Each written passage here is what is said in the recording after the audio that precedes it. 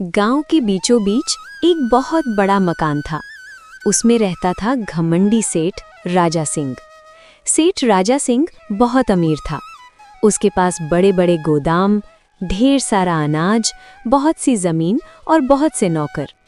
लेकिन वो बहुत घमंडी और कठोर दिल था। वो हमेशा कहता था, मेरे बिना ये गांव कुछ नहीं है। वो नौकरों पर चिल्लाता और उन्हें कम खाना देता और उनसे ज्यादा काम करवाता। आज तुम सबको खाना कम मिलेगा। जितना खाना मिले उतना खाओ और काम में लग जाओ, समझे?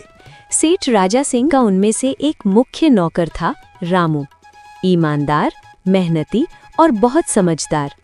रामू रोज सुबह जल्दी उठता, खेतों में काम करता, गायों को चारा देता और सेठ के लिए सब काम करता। फिर भी सेठ उसे कभी धन्यवाद नहीं कहता था। एक साल गांव में भयानक सूखा पड़ गया। न बारिश हुई न फसल हुई। गांव के लोग भूखे रहने लगे। लोग सेठ राजा सिंह के पास मदद मांगने गए। ठाकुर साहब, कई दिनों से हमारे गांव में बारिश नहीं हुई है। खेती बाड़ी पूरी तरह ठप हो गई है। हालात इतने खराब हो चुके हैं कि लोगों के पास खाने के लिए भी कुछ नहीं बचा।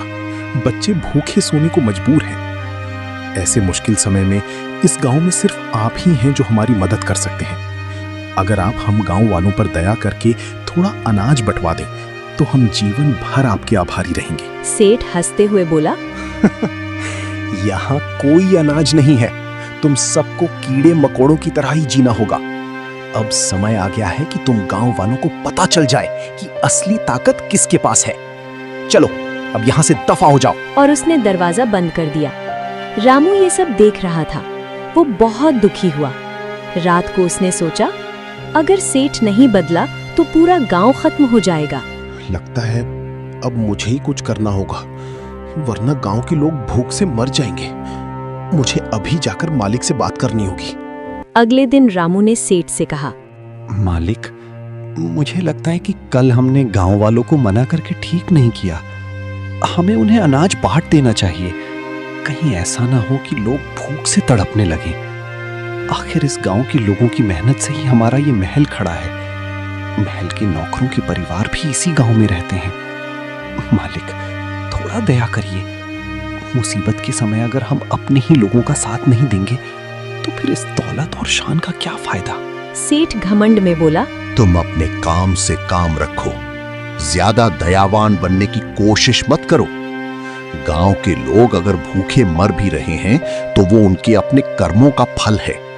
और सुनो, ये महल किसी गांव वाले की मेहरबानी से नहीं, मेरे पैसे और मेरी मेहनत से खड़ा हुआ है।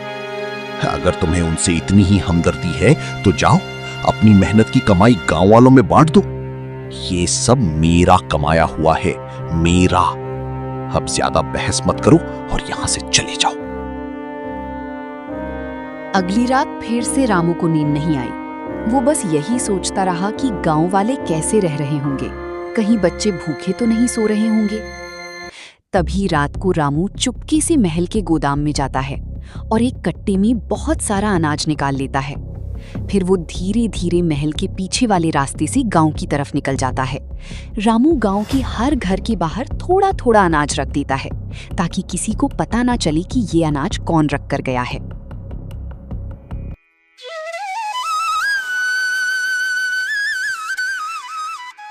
सुबह जब गांव वालों की आंख खुलती है तो अपने घर के बाहर अनाज देखकर सभी खुश हो जाते हैं। गांव वाले भगवान का धन्यवाद करने लगते हैं। हे भगवान, आपका लाख लाख धन्यवाद। आपने हमारी मदद के लिए उस नेक इंसान को भेजा। उसने बिना अपने बारे में सोचे हम गरीब गांव वालों की जान बचा ली। प्रभु, वो जो भी हो उसकी हमेशा रक्षा करना और उसे हर मुसीबत से दूर रखना। अगर आज वो हमारी मदद ना करता तो शायद हम सब भूख से तड़प तड़प कर मर जाते। लेकिन तभी महल में हड़कंप मच जाता है। सेठ राजा सिंह को पता चल जाता है कि गोदाम से अनाज गायब है। सेठ राजा सिंह बहुत गुस्सा हो जाता है। जिस किसी ने भी ये काम किया है उससे उसकी सजा जरूर मिलेगी, चाहे वो कोई भी हो। मैं उसे छोड़ूंगा नहीं। उसने सभी नौकरों को महल में बुलाया और जोर से बोला, जिस किसी ने भी गोदाम से अनाज चुराया है, अगर उसने सच नहीं बताया तो उसे कड़ी सजा दी जाएगी। सभी नौकर डर गए और एक दूसरे का चेहरा देखने लगे, लेकिन रामू चुपचाप सिर झुकाकर खड़ा रहा। तभी सेठ राजा सिंह की नजर रामू पर पड़ी। सेठ बोलता है, रामू, मुझे पूरा शक है कि ये सब तुमने किया है। रामू धीरे से बोला, हाँ मालिक, अनाज मैंने ही लिया था। ये सुनते ही सभी लोग हैरान रह गए। सेठ राजा सिंह गुस्से से बोला, तुम्हारी इतनी हिम्मत, तुमने मेरी आज्ञा के खिलाफ जाकर चोरी की? रामू बोला, मालिक, मैंने ये अनाज अपने लिए नहीं लिया। गांव के लोग कई दिनों से भूखे थे। छोटे छोटे बच्चे बिना खाना खाए सो रहे थे। मुझसे उनकी हालत देखी नहीं गई। अगर तुम्हें गांव वालों की इतनी ही फिक्र है तो चले जाओ यहां से, और याद रखना, आज के बाद इस महल में दोबारा कदम मत रखना। सेठ राजा सिंह गुस्से में रामू को महल से निकाल देता है। रामू चुपचाप गांव की तरफ चला जाता है, लेकिन गांव वालों को जब पता चलता है कि रामू ने उनकी मदद की थी, तो सभी गांव वाले रामू के पास आ जाते हैं। गांव वाले रामू को धन्यवाद कहते हैं और बोलते हैं, रामू, हम लोग तुम्हारा धन्यवाद कैसे करें? इतना कोई अपनों के लिए नहीं करता। तुमने हम गांव वालों के लिए किया और अपनी नौकरी भी छोड़ दी। तुमने मुश्किल समय में हमारा साथ दिया। तुम बहुत अच्छे इंसान हो। नहीं, ये कोई मेरी मेहरबानी नहीं है, ये सिर्फ आप लोगों का हक था जो आप लोगों को मिल गया। अगले ही दिन गांव में हल्की हल्की बारिश शुरू हो जाती है। रामू गांव वालों के साथ खेतों में बीज बोने लगता है।